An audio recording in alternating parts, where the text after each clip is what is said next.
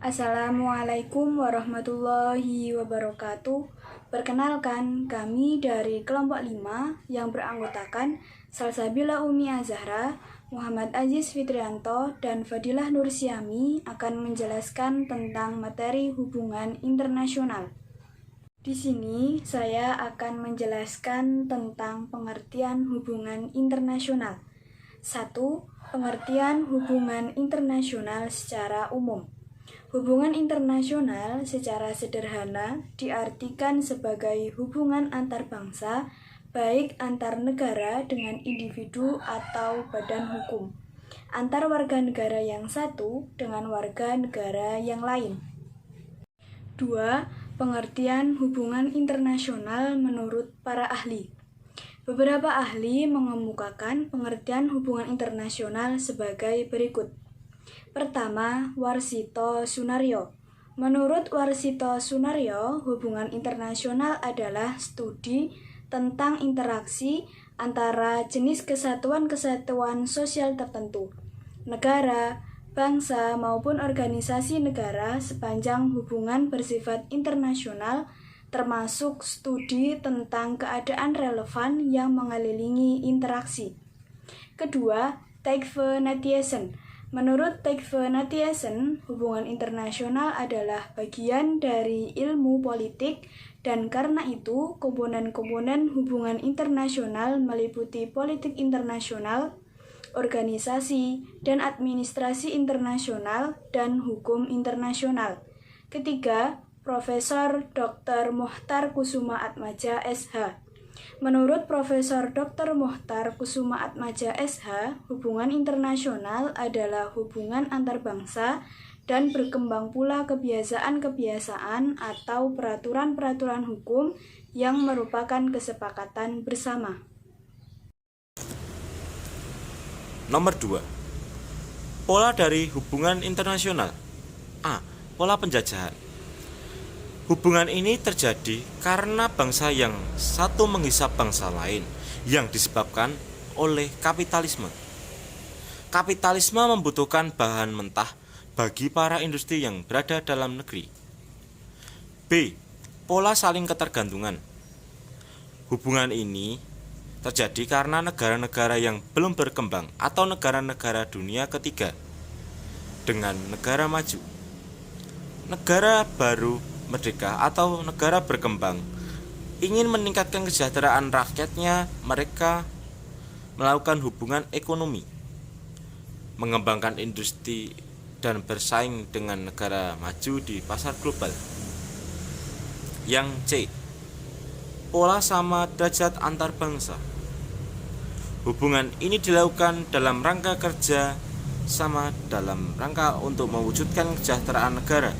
Pola hubungan ini sulit dilakukan terutama oleh negara-negara atau bangsa yang serba ketinggalan dalam kualitas sumber dayanya, terutama sumber daya manusia atau SDM. Ketiga, asas-asas dari hubungan internasional. A. Asas teritorial. Asas ini didasarkan pada kekuasaan negara atas daerahnya. Menurut asas ini, negara melaksanakan hukum bagi semua orang dan semua barang yang ada di wilayahnya. Jadi, terhadap semua barang atau orang yang berada di luar wilayah tersebut, berlaku hukum asing atau internasional sepenuhnya. B. Negara kebangsaan atau ekstrateritorial. Asas ini didasarkan pada kekuasaan negara untuk melindungi warga negaranya. Asas ini mempunyai kekuatan eksteritorial, artinya hukum dari negara tersebut tetap berlaku juga bagi warga negaranya walaupun berada di negara asing. Yang C. Asas kepentingan umum. Asas ini didasarkan pada wewenang negara untuk melindungi dan menganut suatu kepentingan dalam kehidupan bermasyarakat. Dalam hal ini, negara dapat menyesuaikan diri dengan semua keadaan dan peristiwa yang bersangkut paut kepentingan umum. Jadi, hukum tidak terikat pada batas-batas wilayah atau suatu negara. Berikut ini beberapa sarana penting dalam membangun hubungan internasional menurut Jeff Radel. Yang pertama, diplomasi.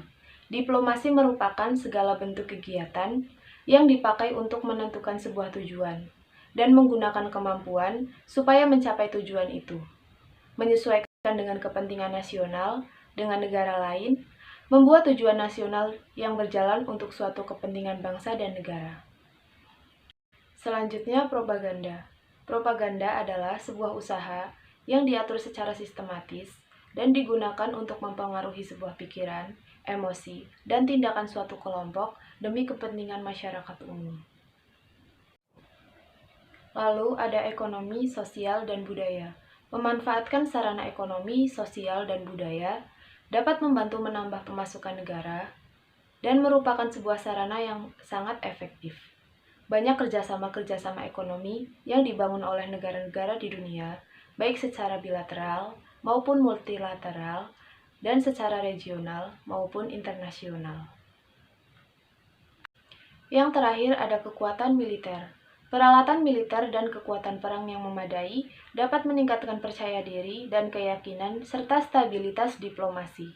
Hal ini dapat digunakan untuk mencegah adanya tekanan atau ancaman dari negara lain yang dapat mengganggu kepentingan negara, sehingga hubungan antar negara dapat berjalan dengan lancar. Sekian yang dapat kami sampaikan. Apabila ada kekurangan dan kesalahan, kami mohon maaf. Terima kasih, semoga dapat bermanfaat.